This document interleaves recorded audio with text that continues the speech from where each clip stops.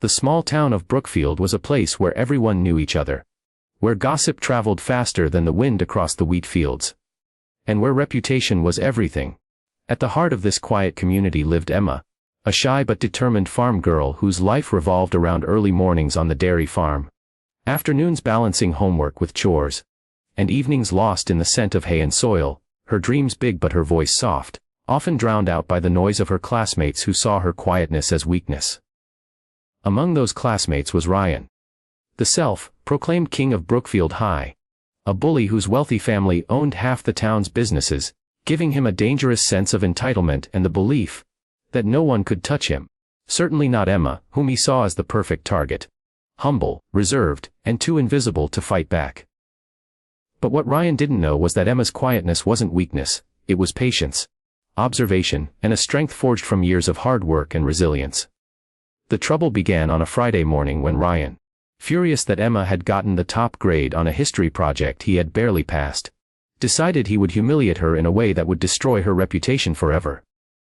With a smirk on his face, he slipped a small bag of white powder into her worn backpack, while she was in the cafeteria line, certain that when the school principal to be tipped off later, Emma would be ruined, expelled, and labeled a criminal in a town where people rarely forgave. But Emma, though she didn't know what had been planted yet, had noticed Ryan's sly grin and the way he had lingered near her bag longer than usual, and her instincts, sharpened by years of guarding her livestock from predators, told her that something was wrong. When the principal and 2 police officers stormed into her classroom an hour later, calling her to step outside with suspicious eyes, the room went silent. Every student holding their breath as Emma stood calmly, her heart racing but her mind clear. She knew Ryan was behind this. As they searched her bag and found the planted drugs, whispers erupted.